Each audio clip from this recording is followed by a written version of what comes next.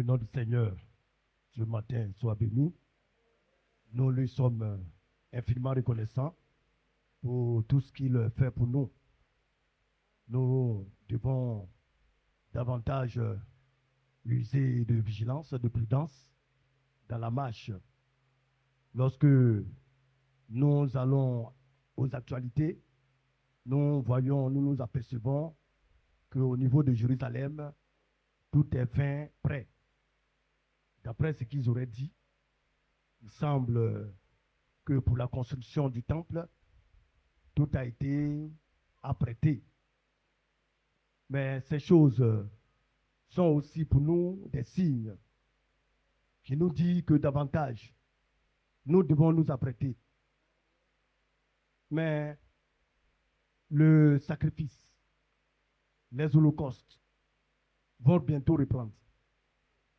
Mais ces choses ne pourraient être reprises, vous voyez, en présence de l'Église. C'est lorsque l'Église s'en irait que ces choses vont prendre forme. Le sacrifice va reprendre. Le sacrifice perpétuel. Toutes ces choses vont reprendre. Parce que Israël ne reconnaît pas encore le Messie promis.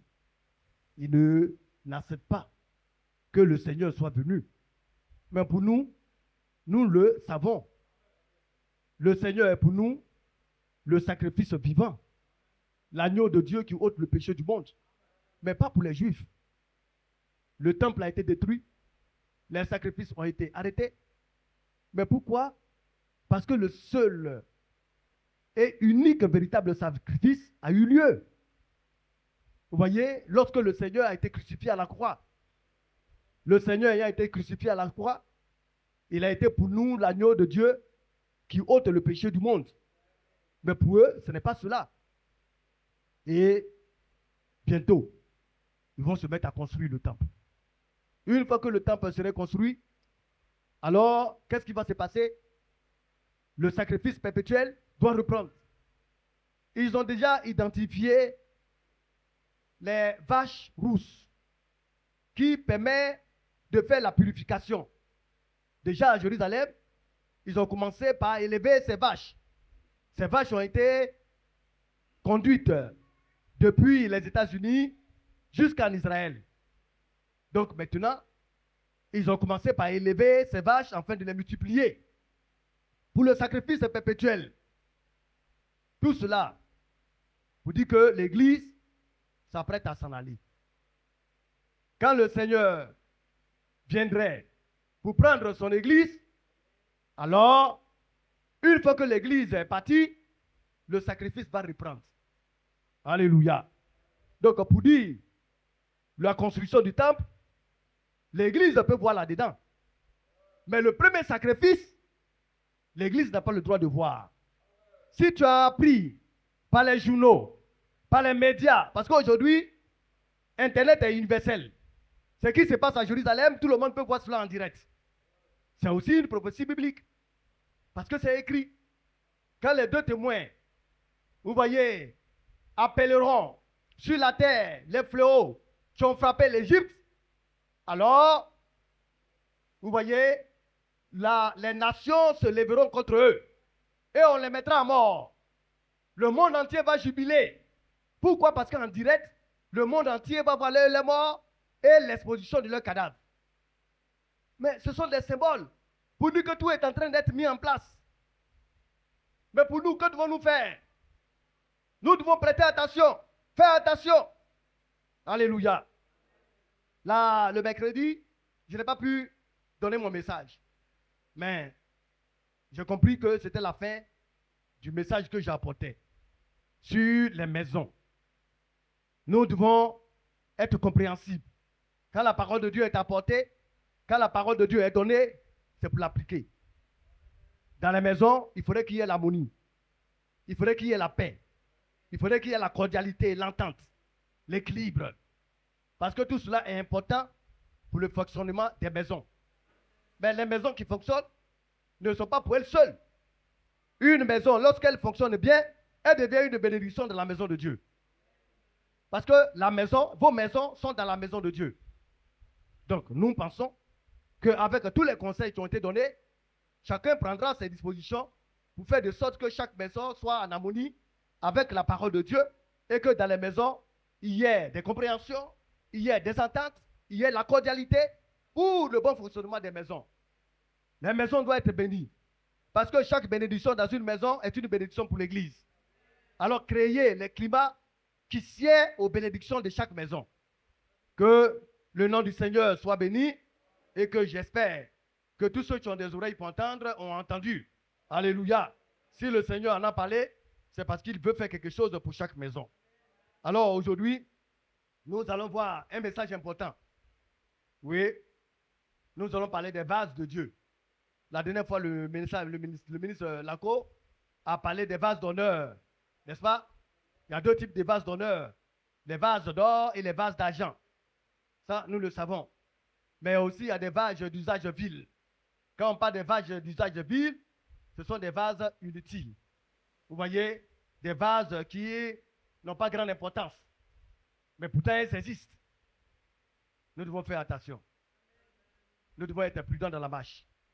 Alléluia. Tout ce que nous faisons, nous devons le faire pour le Seigneur. Que veut le Seigneur? Ce que le Seigneur veut est prescrit dans la parole de Dieu. Ça y est à l'intérieur. Et c'est ce que nous essayons de vous donner. Alors en parlant des vases, alors vous comprendrez. Alléluia. Nous allons prendre le livre de Psaume chapitre 19. Nous allons lire au verset 1, au verset 3. Psaume de David. Les cieux racontent la gloire de Dieu et l'étendue manifeste l'œuvre de ses mains. Le jour en instruit un autre jour, la nuit en donne connaissance à une autre nuit. Ce n'est pas un langage, ce ne sont pas des paroles, dont le son ne soit point entendu. Alléluia. Vous pouvez vous asseoir, que le Seigneur apporte toute la bénédiction à sa parole. Donc lorsque nous avons ce privilège-là en marchant, de regarder toujours le ciel. Nous voyons le ciel, alléluia. Mais au-delà de ce ciel, il y a des cieux. Alors les cieux rencontrent la gloire de Dieu. Donc quand tu regardes en marchant, il faut t'en souvenir que le ciel, et au-delà de cela, il y a des cieux. Tout cela est fait pour raconter la gloire de Dieu. Dieu est grand. Dieu est glorieux. Alléluia. Et l'étendue, quand on regarde, le ciel pratiquement, pour nous, n'a pas de fin. Mais ça a des limites. Alléluia. Le ciel a été créé à des limites. Pour Dieu, le ciel a des limites. Mais pour nous, en regardant, nous ne pouvons pas voir les contours du ciel. Alléluia. Alors l'étendue du ciel, en regardant, manifeste l'œuvre de ses mains, l'œuvre de Dieu, ce que Dieu a fait. Donc en regardant l'étendue, rappelle-toi de l'œuvre des mains de Dieu. Regarde ce que Dieu a fait. Qu'est-ce qu'il ne peut pas faire pour toi? Alléluia. S'il a pu faire ces grandes choses, qu'est-ce qu'il n'est pas capable de faire pour toi? Donc en marchant, nous devons méditer ces choses, regarder ces choses. Alléluia. En regardant, à regarder l'œuvre de Dieu, l'œuvre des mains du Seigneur. Comment le Seigneur a des œuvres grandes et puissantes. Vous voyez, cela nous amène à nous réconforter parce que le Seigneur, il est grand. Verset 3. Le jour en instruit un autre. Donc aujourd'hui, peut être bon, comme peut être mauvais. Oui, c'est pas parce qu'aujourd'hui est mauvais que demain sera mauvais. Alléluia. C'est pas parce qu'aujourd'hui est bon que forcément demain sera mauvais. Aujourd'hui peut être bon, demain peut être bon. Après-demain peut être bon. Aujourd'hui peut être mauvais, demain peut être bon, après-demain peut être bon. Un jour on instruit un autre.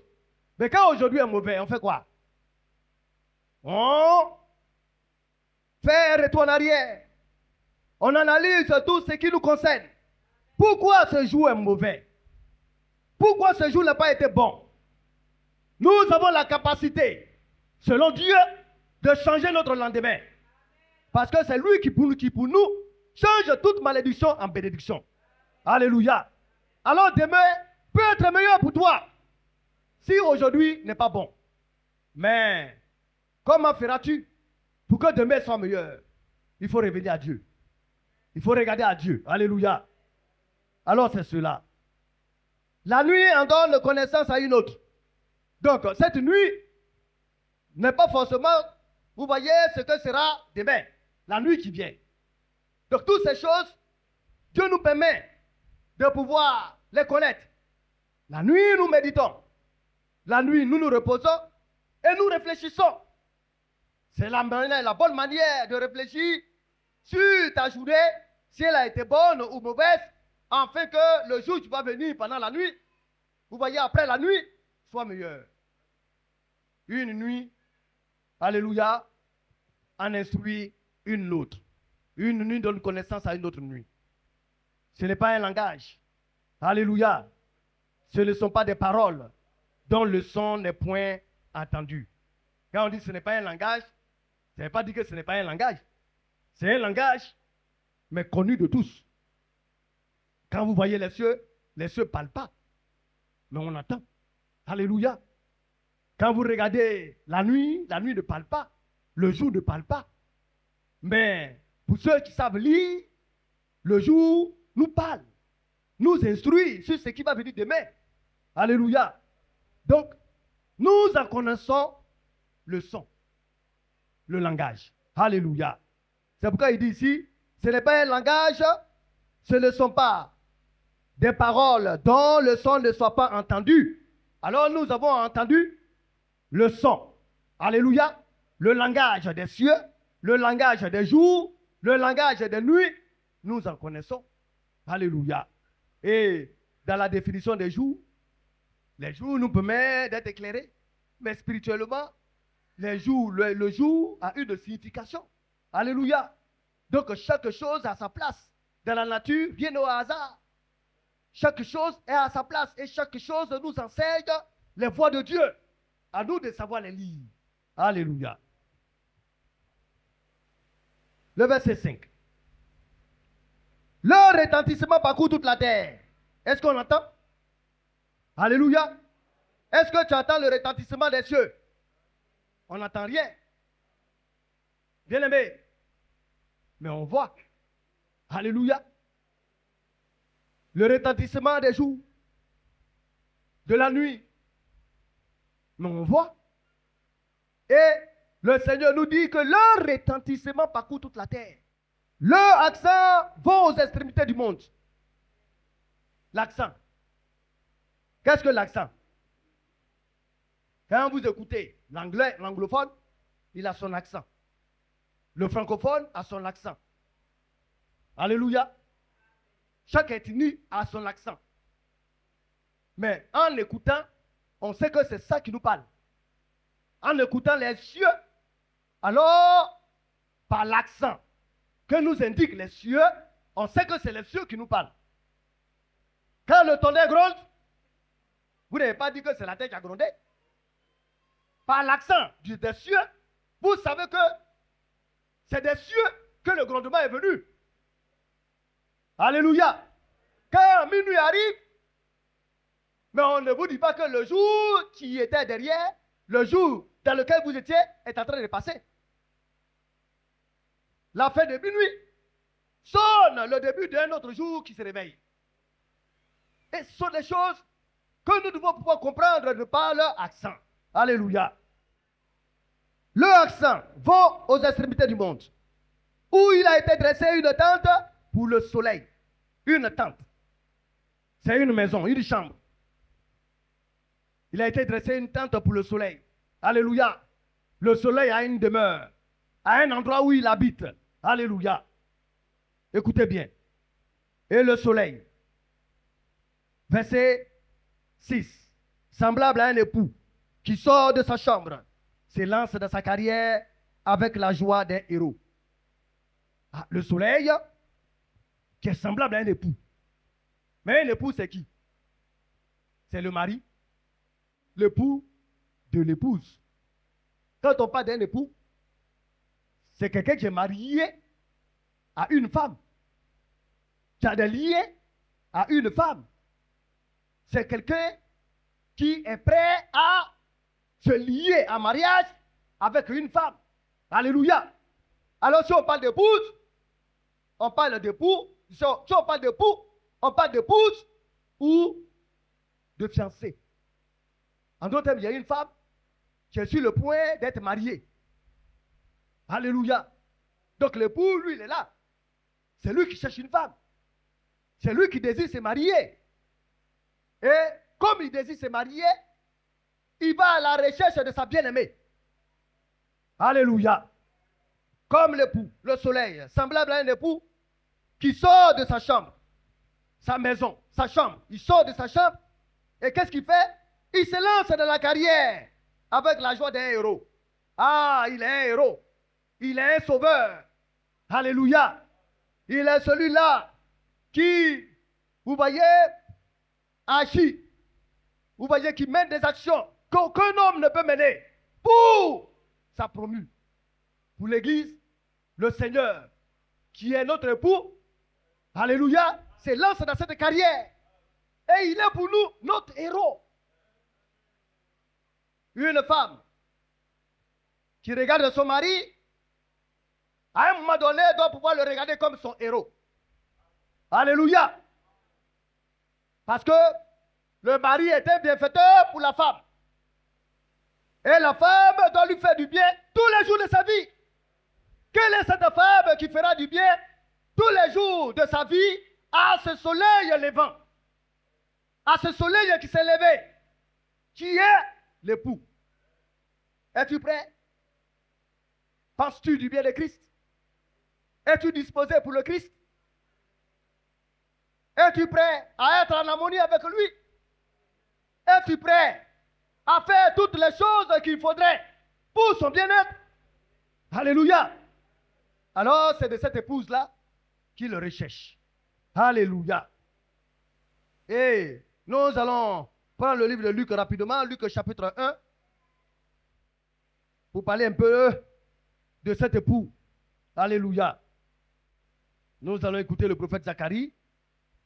Oui, on va lire à partir du verset 67. Zacharie, son père, fut rempli du Saint-Esprit et il prophétisa en ces mots. À la naissance de Jean-Baptiste, prophète de Dieu. Alors Zacharie, qui était rempli du Saint-Esprit, on entend des choses. Hein. Il y a un pasteur qui disait que dans l'Ancien Testament, avant l'arrivée de Jésus-Christ, aucun prophète, aucun homme n'était baptisé du Saint-Esprit, n'avait le Saint-Esprit. Jean-Baptiste a existé avant le Seigneur en tant qu'homme, mais il était rempli du Saint-Esprit. C'est vous dire que les serviteurs de Dieu avaient le Saint-Esprit. Alléluia. Et étant rempli de l'Esprit de Dieu, il n'a pas parlé parce qu'il a envie de parler. Quand tu es rempli de l'Esprit, tu ne peux que prophétiser. Parler de la part de Dieu. Donc il commence à annoncer des oracles. Mais ce n'est pas que lui, il parlait. Mais que l'Esprit de Dieu en lui, lui faisait dire des choses incroyables. Des choses grandioses. Alors poussé par l'Esprit, il a commencé à s'exprimer, à parler de la part du Seigneur. Oui, frère. Béni soit le Seigneur, le Dieu d'Israël, de ce qu'il a visité et racheté son peuple. Donc il dit, béni soit le Seigneur, le Dieu d'Israël. Ce Dieu a visité et racheté son peuple. À la naissance de Jean-Baptiste, parce que Zacharie sait que de par Jean-Baptiste, quelque chose va se passer pour Israël. Parce que lui, c'est un prophète. Il a été envoyé pour annoncer un événement. Le plus grand événement de le temps. C'est que Jean-Baptiste, qui est le prophète, va annoncer la venue du Seigneur. Va préparer la venue du Seigneur. Alors, il dit, Dieu a visité et racheté son peuple. Parce qu'il sait que cet enfant qui va naître et celui qui va annoncer va visiter et racheter le peuple de Dieu. Oui, frère. et nous a suscité un puissant sauveur dans la maison de David, son serviteur. Donc, il ne parlait pas parce qu'il a envie de parler. Ceux qui avaient des oreilles pour entendre, c'était spirituel, savaient de quoi il parlait. Dans la maison de David, un puissant sauveur va être suscité. Dans la maison de David. Ah, quelqu'un de grand va apparaître. Oui, frère. Comme il avait annoncé par la bouche de ses saints prophètes des temps anciens, un sauveur qui nous délivre de nos ennemis et de la main de tous ceux qui nous haïssent. Donc, Israël avait beaucoup d'ennemis.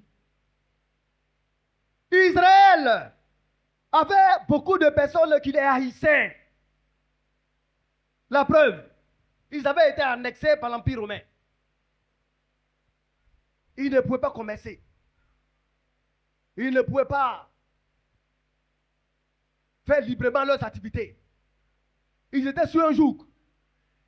Quand tu as servi, tu n'es pas libre de tes actions.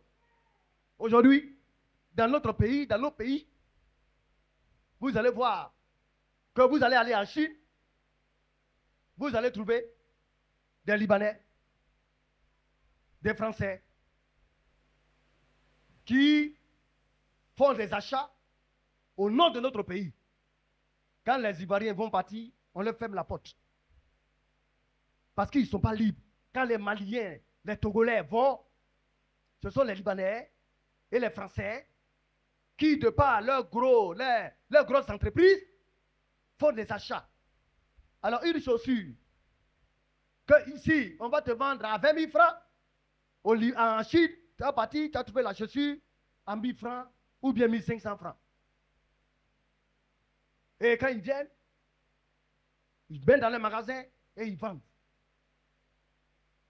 Toi, l'Ivoirien, ou bien le Malien, ou bien le Togolais, qui va aller acheter cette marchandise, quand tu vas arriver au port, on va te surtaxer. Parce que le port n'est pas dans la main comment on appelle, des enfants du pays. Ça est dans la main d'autrui. Alors qu'est-ce qui se passe? Eux, ils peuvent faire rentrer leurs marchandises à moins coût, alors que les autres qui sont dans le pays, on leur surtaxe. Et quand tu es en train de vendre, tu n'es pas libre. C'est de l'asservissement. Et c'est ainsi qu'était Israël. Israël était asservi. Alléluia. Israël était étouffé. Mais à un moment donné, la servitude prend fin. Vous voyez? Et laisse profit sur un libre cours à la liberté. Alors ils ont appris que bientôt, un libérateur va venir. La délivrance va venir. Le beau pays d'Israël, dont on l'aspire, nous allons vraiment contempler cela. Mais ça, c'est la pensée humaine. Parce que la liberté ne vient pas de manière physique. Avant qu'il y ait une liberté physique, il faudrait qu'il y ait une délivrance spirituelle. Et c'est ce qu'ils n'ont pas discerné.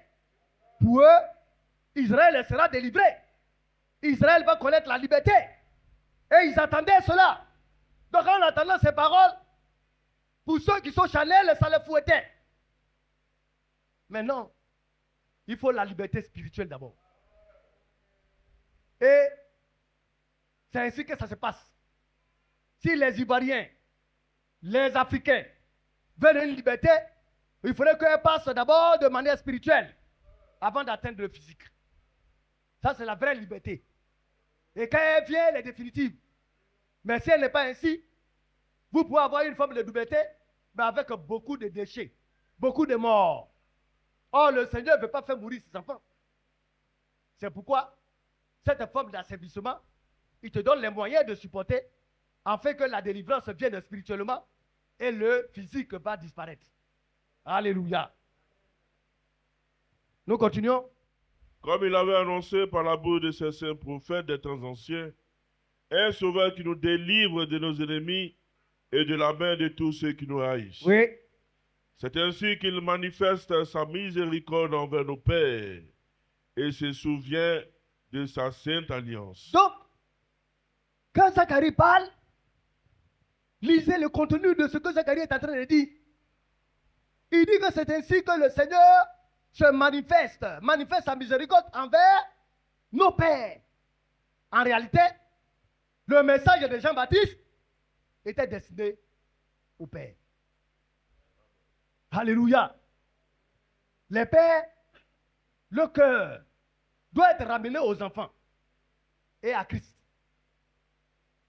Donc, tout ce qu'ils étaient en train de faire, c'est les converger vers le Seigneur Jésus-Christ, qui était, vous voyez, la nouvelle doctrine apparaîtra, et les apôtres qu'il va choisir, ce sont eux les enfants. Alléluia. Donc le message était orienté vers le Père. Mais pour nous, c'est un autre message. Le message ne s'adresse plus au Père, mais le message s'adresse aux enfants. Afin que nous soyons ramenés vers nos pères, les apôtres. Mais Jean-Baptiste, qui était le leader de ce temps, son message était orienté vers les pères. Alléluia. Oui, frère. Selon le serment par lequel il avait juré à Abraham, notre père, de nous permettre, après que nous soyons délivrés de la main de nos ennemis, de le servir sans crainte. Donc, le Seigneur a fait la promesse à Abraham de délivrer Israël de la main de leurs ennemis, afin de le servir. Mais de quel ennemi on parle? Il faut savoir réellement le combat que tu mènes. Parce qu'il y en a qui se trompent de combat. Il y en a qui se trompent d'adversaire. Qui pensent que leur ennemi et leur adversaire, c'est le frère et la sœur qui est au devant d'eux. Mais c'est plus que cela. Hein? Le frère et la sœur, les Romains, mais il y a une autre entité supérieure qui les gouverne. Il ne faut pas regarder la chose de cette manière, sinon tu as fait fausse route. Quand tu veux résoudre un problème, il faut partir à la racine. Si tu veux essayer réellement de monter au-dessus de l'arbre pour couper quelques branches, tu ne résoudras pas le problème. Hein? Le problème va persister. Mais si tu descends à la racine, alors de la racine, une solution peut être trouvée et tu vas voir que l'arbre va être régénéré. Alors, ce qui se passe, les hommes ont regardé à leurs frères, à leurs semblables, ont regardé aux Romains, mais c'était au-delà. C'était Satan, le diable, et ses anges qui manipulaient les Romains. Alléluia. Alors le combat que tu es en train de mener, ce n'est pas contre ton frère et ta soeur, c'est contre Satan et ses anges qui manipulent la vie des frères et des sœurs. Donc le combat que tu as amené, la délivrance qui doit venir doit être d'abord spirituelle. Et quand cette délivrance spirituelle aura lieu, ton frère, s'il est de Dieu, il va se ressaisir. Ta soeur, si elle est de Dieu, elle va se ressaisir. Et Satan sera humilié. Et vous allez avoir maintenant la victoire physique. Mais ça passe par là. Le combat d'abord spirituel. La délivrance spirituelle. Et cette délivrance spirituelle va aboutir maintenant à la délivrance charnelle. C'est pourquoi le Seigneur nous demande de ne pas lutter contre le sang et la chair. De ne pas lutter contre l'homme. L'homme charnel, il s'exhibe. Il s'extériorise. C'est-à-dire que quand tu le vois, son comportement charnel se manifeste. Tout ce qu'il fait, c'est la violence. La violence verbale. La violence physique. La violence dans les regards. L'arrogance. L'orgueil. Tout cela, c'est la chair qui le fait. Mais quand tu es délivré, ces choses tombent.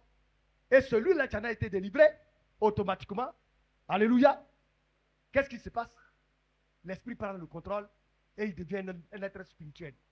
Or, si quelqu'un est spirituel, il devient ton frère. Or, ton frère ne peut pas te faire du mal.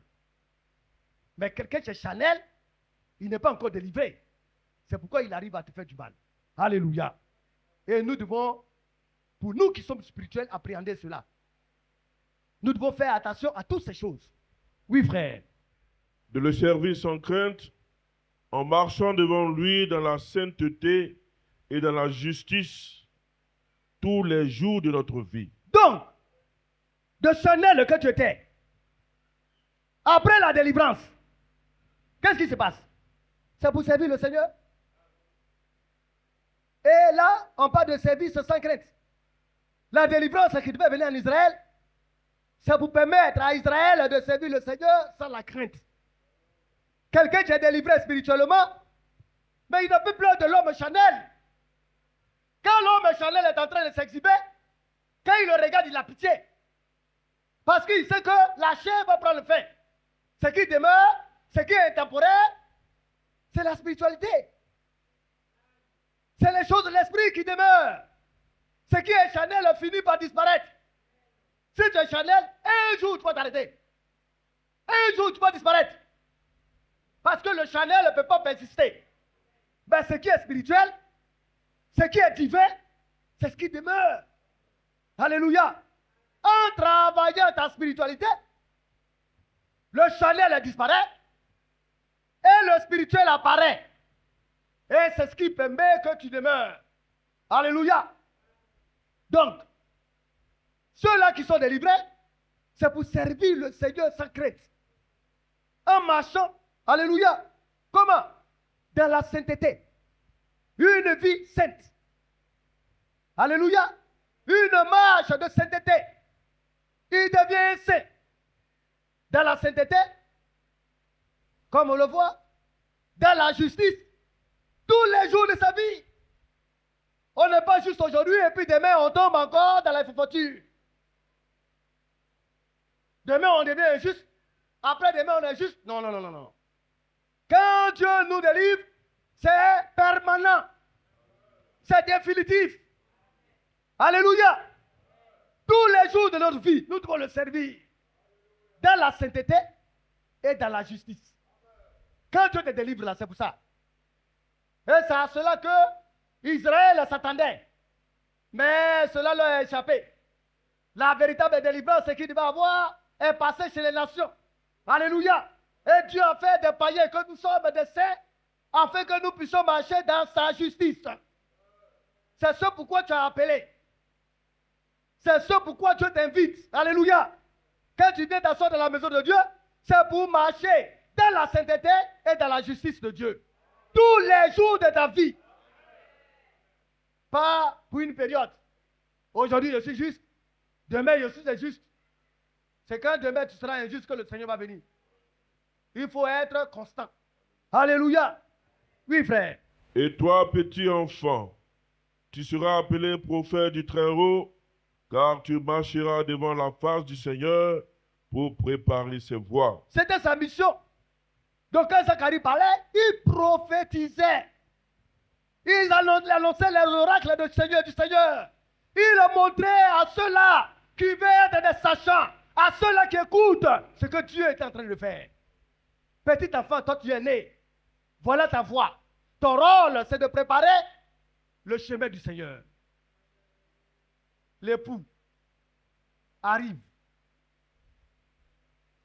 Il est rentré dans sa carrière comme un héros, recherchant une épouse, une femme.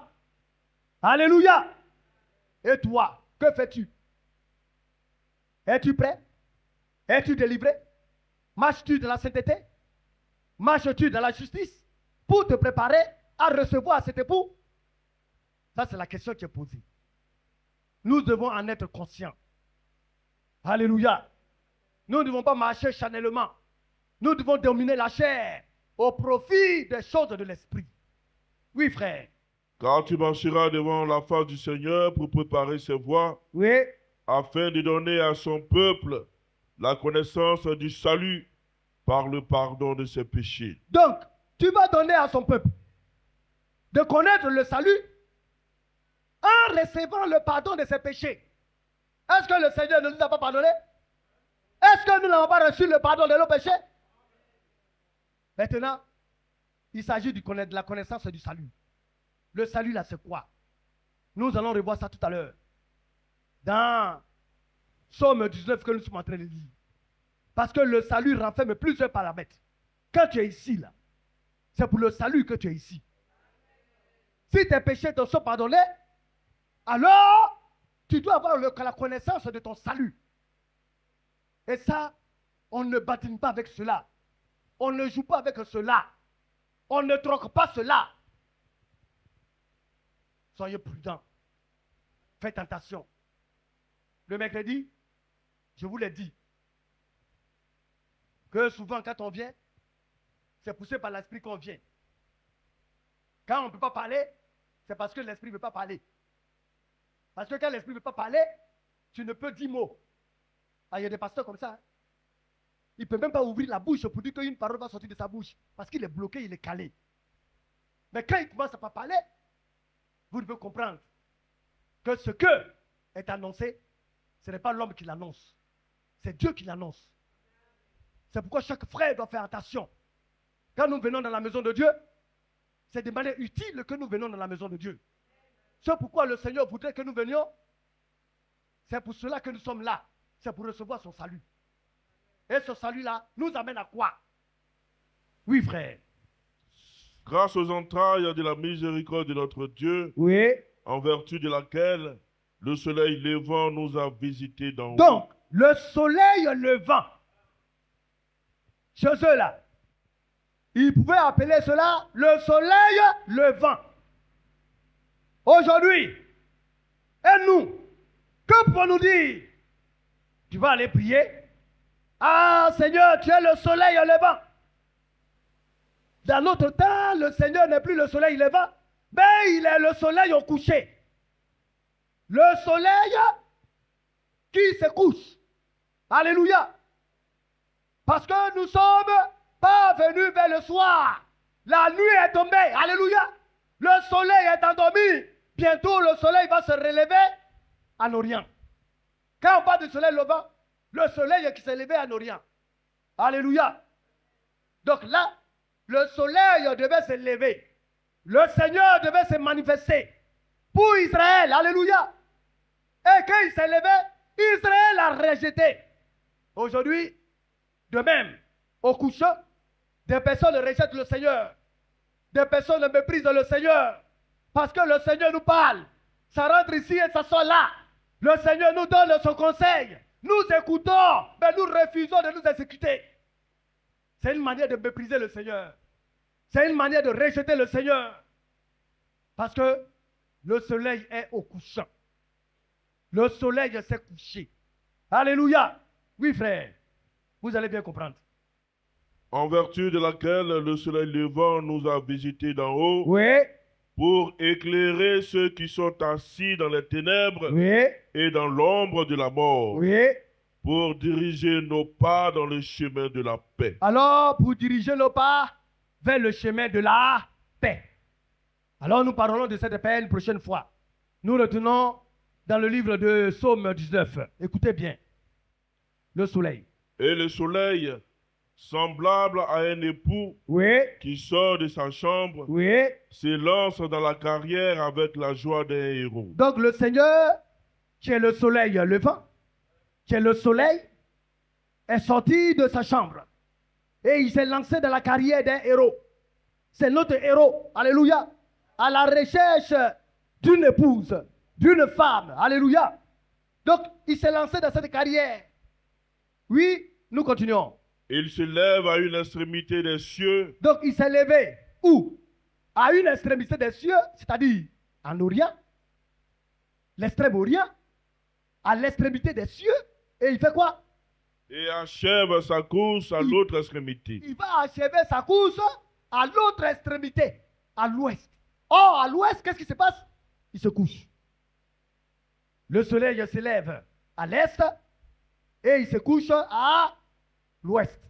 Le soleil levant à l'est et le soleil couchant à l'ouest. Donc, il s'est levé. À l'est, il est le soleil levant. Alléluia. Et à l'ouest, il est le soleil couchant. C'est le même Seigneur. Mais en faisant ce parcours, pendant des millénaires, il est en train de rechercher ceux-là qui sont destinés à l'élection. Il les prépare. Alléluia. En vue des noces de l'agneau. Pour le mariage. Et bientôt, nous allons aller pour le repas des noces de l'agneau. Alléluia. Oui, frère. Rien ne se dérobe de sa chaleur. Donc, sa chaleur là, quand le soleil se lève là, il y a une plante, il y a un animal. Est-ce qu'il y a une terre qui peut dire qu'elle ne ressent pas la chaleur du Seigneur? Qui peut dire qu'il n'entend pas la voix de Dieu? Qui peut dire qu'il ne ressent pas, alléluia, cette chaleur thérapeutique? Ou bien cette chaleur qui est une chaleur de jugement? Le soleil qui peut brûler à la fois des hommes, des pays, est un soleil qui donne la vie sur d'autres continents. C'est le même soleil. Alléluia. Le même soleil de Dieu. Quand il s'est levé actuellement en Europe, où on est en train de parler, ce sont des milliers de morts. Le soleil brille. Et les hommes sont en train de mourir de chaleur. L'année passée, c'était 7000 Français. Sans parler dans toute l'Europe. Mais en Afrique, le soleil qui s'est levé a donné des germinations, a permis à des semences de revenir à la vie. Alléluia. Mais c'est le même soleil. Hein? Rien ne lui échappe. La parole que tu entends peut devenir une parole salvatrice pour toi, comme une parole de jugement pour toi. C'est ainsi que ça se passe. Pour d'autres, c'est la damnation, et pour d'autres, c'est l'élection. La même chaleur va te fortifier, va te redonner la vie. Et pour d'autres, cette même chaleur va être pour eux un jugement. Rien ne lui échappe. Oui, frère. La loi de l'Éternel est parfaite. Elle restaure l'âme. Qu'est-ce qui se passe? La loi de l'Éternel est comment? Parfaite. Elle est parfaite.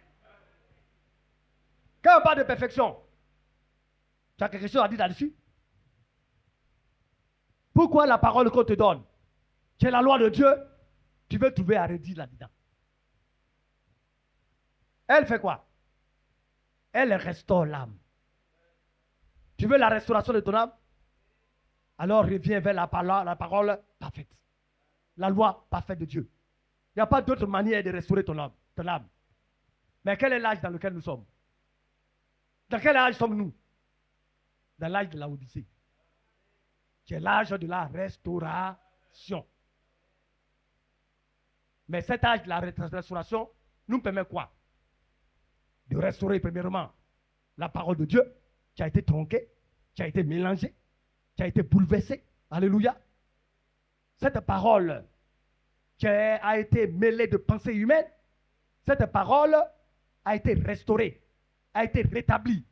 La doctrine des apôtres a repris surface, a été ramenée. Alléluia. Donc, cette doctrine, cette parole, qui est la loi de Dieu, elle est parfaite. Et c'est elle qui restaure nos âmes. Alléluia. Oui, frère. Le témoignage de l'Éternel est véritable. Il rend sage l'ignorant. Alors, nous avons besoin de sagesse. Ignorants que nous sommes, pour aller au ciel, nous devons être des vierges sages. Mais par quoi pourrons-nous atteindre la sagesse? Par le témoignage de Dieu. Quand vous lisez Apocalypse, il est parlé de ceux-là qui ont reçu le témoignage de Jésus. Le témoignage de notre Seigneur. Le Nouveau Testament est le témoignage de notre Seigneur. Et il rend sage. C'est ce témoignage-là. Jésus a vécu. Comment il a marché. Comment il a parlé. Comment il a opéré. Quelles paroles il a données. Quels sont ses enseignements. Quelles sont ses prédications. Son témoignage, c'est ce que nous vous transmettons. Et si nous recevons le témoignage de Jésus, alors nous serons assagis. Parce que le témoignage de l'Éternel, qui est notre Seigneur Jésus-Christ, parce que l'Éternel Dieu, le Seigneur de l'Ancien Testament, c'est le Seigneur Jésus-Christ du Nouveau Testament. Et son témoignage, c'est ce qui nous rend sages. As-tu besoin de sagesse? Écoute le témoignage de Jésus. Alléluia. Et tu deviendras sage. Oui, frère. Les ordonnances de l'Éternel sont droites. Elles réjouissent le cœur. Alors, les ordonnances, elles ne sont pas détournées. Quand Dieu te prescrit une ordonnance, elle est droite. Elle est efficace. Et quand tu la suis, à la fin, c'est le bonheur. C'est la réjouissance. Quand tu es malade et tu vas voir le médecin dans ta maladie, est-ce que tu peux te réjouir? Le palu t'a consumé. Le palu blanc. Vous voyez la fièvre typhoïde. Tu es amaigrissant. Tes yeux ont jauni. Vous voyez, tu es anémié. Tu manques de sang. La nourriture est devenue fade dans ta bouche. Tu es bizarre. Tu ne te retrouves pas. Quand tu vas vers le médecin, c'est dans l'espoir d'avoir une guérison. Alors le médecin te prescrit des ordonnances. Rien ne dit que les ordonnances vont résoudre ton problème. Rien ne dit que ces ordonnances sont droites, sont véritables. Le vrai médecin, c'est notre Seigneur. Alléluia. Et ces ordonnances sont droites. Quand tu suis, c'est la joie. Ton cœur est réjoui. C'est la délivrance. Alléluia. Tu commences par te porter bien. Alléluia. Oui, frère. Les commandements de l'Éternel sont purs. Ils éclairent les yeux. Alors, les commandements que Dieu nous donne, les commandements sont sans mélange. Si tu veux écouter les commandements donnés par un homme, il va tronquer cela avec sa pensée. Les hommes aiment donner leurs commandements aux hommes. Les suiveurs d'hommes sont ceux-là réellement qui boivent sans fin les commandements des hommes. Il ne faut pas suivre l'homme. Il faut suivre Dieu. Il ne faut pas écouter l'homme. Il faut écouter le Seigneur et sa parole. Il faut écouter les commandements de Dieu. Alléluia. Alors, ces commandements-là sont sans mélange. Quand ce n'est pas mélangé, c'est pur. Alors, ça a en elle l'efficacité. Les commandements ont en eux l'efficacité de Dieu. Alléluia. Donc, ils éclairent les yeux. Tu veux voir? Tu veux comprendre? Il faut obéir aux commandements purs de Dieu. Oui, frère. La crainte de l'Éternel est pure. La crainte qui vient de Dieu est pure. Quand tu vas poser la question, oh, moi je crains Dieu. Ah, tu crains Dieu. Mais ton comportement ne montre pas que tu crains Dieu. Bien aimé, les commandements sont purs. Et ces commandements, lorsqu'on les suit, nous communiquent la crainte. La crainte de Dieu est pure. Alléluia. Alors tu es éclairé. Tu comprends le langage de Dieu. Ce qui vient de Dieu, tu ne peux pas contester. Mais quand une chose vient de Dieu et que tu te mets à contester, c'est pour ton malheur. Tu vas te porter mal parce que ça vient de Dieu. Tout ce que Dieu fait est pur. Ça éclaire les yeux. Ça nous illumine. Alléluia. Oui, frère. Elle subsiste à toujours. Et toi, tu vas passer. Tous ceux qui vont s'élever contre la crainte de Dieu, ils vont passer. Parce que la crainte de Dieu, les commandements de Dieu subsistent pour toujours. Ça ne passe pas. Ceux qui y demeurent ne passeront jamais. C'est pourquoi, quand un homme charnel se bat contre quelqu'un de spirituel, il est en train de mettre un terme au jour de sa vie. Lui, il va finir d'agir. Il a déféqué. Il a pissé. Ça sent.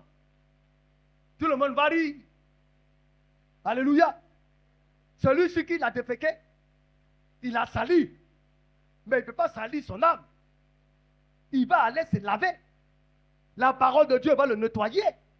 La parole de Dieu va le purifier. Mais celui de qui c'est sorti là, là où il devait vivre 10 ans, il va se retrouver avec 2 ans. Après 2 ans, c'est des bobos, des maladies sans fin, des problèmes par-ci, des problèmes par-là. Et il ne comprendra pas d'où c'est sorti. Oh, il ne sait pas que son caca, son gros caca qu'il a fait, sa manière de pisser sur son frère, c'est ça qui a créé ça. Mais il ne saisira pas pour savoir que c'est là-bas là qu'il a déféqué. Lui qui devait vivre 20 ans, c'est 2 ans, c'est 5 ans qu'il vit. Mais celui-là qui demeure dans la crainte de Dieu, il demeure. Soyons spirituels. Oui, frère. Les jugements de l'Éternel sont vrais. Oui. Ils sont tous justes. Alors, il faut être dans la justice pour apporter un bon jugement. Oui, frère. Ils sont plus précieux que l'or, que beaucoup d'or fin. Oui. Ils sont plus doux que le miel, que celui qui coule des rayons. Toi, tu es porté vers la richesse, vers l'argent.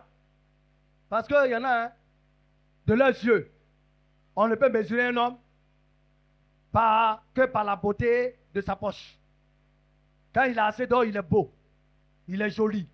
Avec lui, on peut tisser des alliances. Avec lui, on peut réellement s'accorder.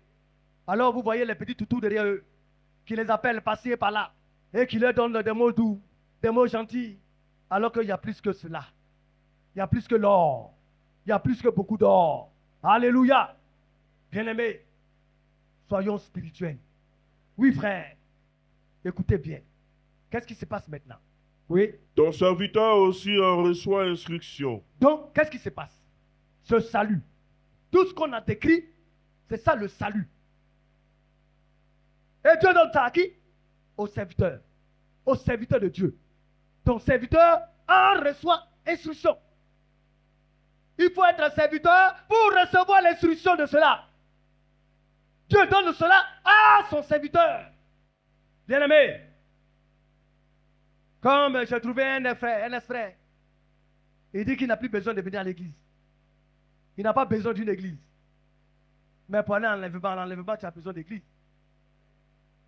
Parce que c'est une condition pour te préparer à l'enlèvement. Quand il dit qu'il n'a pas besoin d'église, c'est-à-dire que lui, il ne croit plus à l'existence d'un pasteur ou bien de serviteur de Dieu. Oh, c'est là que beaucoup font erreur. Un pasteur, un serviteur de Dieu, qui se tient à la chair, qui t'apporte la parole de Dieu, si tu le méprises, tu méprises ton salut. Il faudrait que vous compreniez, hein? Je suis en train de parler des vases de Dieu. Vous allez comprendre. Quand on va arriver sur les 10 vierges, qui ont 5 vases. Bien-aimés, aujourd'hui, il faut savoir où tu mets les pieds. Il faut savoir ce que tu fais et où tu vas. Dieu n'est pas dans les sentiments. Tu t'es mis dans un endroit. Tu as critiqué un pasteur. Tu as critiqué un serviteur de Dieu négativement. Tu hypothèques ton salut.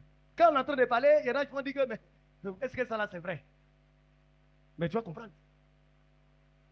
C'est à eux que Dieu donne le salut pour vous. Ton serviteur, alléluia, en reçoit instruction. Il est instruit. Quand on parle d'instruction, tout ce qui est enseignement, tout ce qui est exhortation, tout ce qui est prédication dans l'église, leur est communiqué. Oui, frère, écoutons bien. Pour qui les observe, la récompense est grande. Donc, ton serviteur en est instruit. Quand il le transmet, celui qui écoute et qui observe, la récompense sera grande. Ah, c'est pas un jeu. Il faut écouter. Et puis, il ne faut pas écouter seulement. Il faut observer. Pour avoir une grande récompense au ciel. Demain. Oui, frère. Qui connaît ses égarements? Oui. Pardonne-moi ce que j'ignore. Oui. Préserve aussi ton serviteur des orgueilleux. Alors, qui connaît ces égarements? Pardonne, Seigneur, pardonne-moi. Pardonne au serviteur. C'est qu'il ignore. Alléluia. Préserve ton serviteur des orgueilleux. Qu'il ne domine point sur les serviteurs de Dieu, les orgueilleux. Tout cela est donné. Hein? Un orgueilleux ne doit pas dominer un serviteur de Dieu. Dans la maison de Dieu, c'est l'humilité. L'enfant de Dieu doit être docile et humble. Obéir à ce que les serviteurs de Dieu leur donnent comme instruction. Bafouer l'autorité d'un serviteur de Dieu, c'est se bafouer soi-même. À la maison, dans l'église. Quand un serviteur de Dieu dit assieds-toi là, tu t'assois. Quand un serviteur de Dieu te convoque, tu prends tes deux pieds, tu t'amènes à la convocation. Mépriser un serviteur de Dieu, c'est mépriser la vie de son âme. Oui, frère. Écoutons bien. Qu'il ne domine point sur moi, alors je serai intègre, innocent de grands péchés. Alors, le serviteur de Dieu doit être intègre, innocent de grands péchés. Alléluia. Il ne doit pas rentrer dans les bêtises. Il doit être exempt de cela. Oui, frère. Reçois favorablement les paroles de ma bouche Oh Dieu, que les paroles qui sortiront de ma bouche soient reçues favorablement. Oui. et les sentiments de mon cœur, ô Éternel, mon rocher Oui. et mon libérateur. Reçois les sentiments de mon cœur. Ô Éternel, mon rocher est celui-là qui me libère. Nous allons lire Ésaïe 52. Il est déjà l'heure. Nous allons terminer là. Ésaïe 52. Alléluia. Ésaïe 52 à partir du verset 7. Écoutons bien. Qu'ils sont beaux sur les montagnes, Qu'ils sont beaux sur les montagnes, les pieds de celui qui apporte de bonnes nouvelles, les pieds de celui qui apporte les bonnes nouvelles. Vous voyez? Qui sont ceux qui apportent les bonnes nouvelles? Les pasteurs, les serviteurs de Dieu, les ministères de la parole, les 5 ministères. Quelqu'un qui apporte l'évangile doit être beau. Quand tu le regardes, ses pieds doivent être beaux. Alléluia. Tu ne dois pas avoir de préjugés. Tu es un porteur de la bonne nouvelle, de l'évangile. Oui, frère, nous continuons.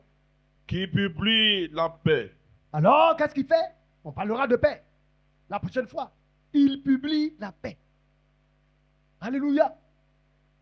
Quand il y a la paix, c'est là que tout est ordonné. Dans une église désordonnée, il ne peut pas avoir de paix. Dans une église où on ne sait pas ce qu'on fait, où chacun ne connaît pas sa place, il ne peut pas avoir de paix. Une église, n'importe qui ne doit pas faire ce qu'il veut. Mais quand chacun connaît sa place, quand chaque chose a la place, alors il y a la paisibilité. Quand il y a des bruits de guerre, quand on entend des bruits de canon, quand l'épée, vous voyez, comme le fait fureur, est-ce que tu peux avoir la paix? Est-ce que tu peux vendre? Est-ce que tu peux te promener? Est-ce que tu peux manger? Mais là où il y a la paix, il y a l'ordre, il y a l'harmonie, il y a la cohésion, il y a l'entente, il y a l'équilibre. Alléluia. Ce sont des symboles de la paix. Quand tu es dans une église où tout est donné, ton âme est bêtée. Ton âme n'est pas, comme on appelle, exaltée. Vous voyez, où tu es troublé. Vous voyez, quand le vent souffle ici, comme un bananier, tu es là. Quand le vent vient ici, toi tu es là. Toi tu es tout. Tu écoutes partout. Vous voyez, parce que tu ne crois même pas dans ce qui est donné comme parole dans la maison de ton Dieu, de ton Père. Il y a des toutous, hein? Ils écoutent tout, ils boivent tout, ils mangent tout. Ce sont les toutous, les prostituées. Mais, tu veux écouter? Il y a les bandes du messager, il y a les brochures du messager. Tu veux écouter? Il y a les prédications des serviteurs de Dieu. Vous partez voir le frère Jean-Michel, il va dupliquer pour vous. Vous allez écouter. Mais on préfère aller écouter une femme prédicatrice. Elle porte le pantalon bien, elle défie tout le monde, elle défie Dieu. Et puis on dit, ah, celle-là me plaît bien. Ah non, vraiment qu'elle plaît, ça me plaît bien, ça me fait du bien. Mais tu es malade. Ton esprit est malade. Ton âme est malade. Mais tu ne le sais pas. Tu es aveugle. Et tu ne le sais pas. Alléluia. Oui, frère. de celui qui apporte de bonnes nouvelles, Oui. qui publie le salut, de celui qui dit à Sion, ton Dieu règne, la voix de tes sentinelles retentit. Alors, la voix de tes sentinelles. Donc, les pasteurs, les ministres de la parole sont des sentinelles de Dieu. Leur voix retentit. Alléluia. Oui, frère, tu vas lire jusqu'au verset 12 et puis on va prier.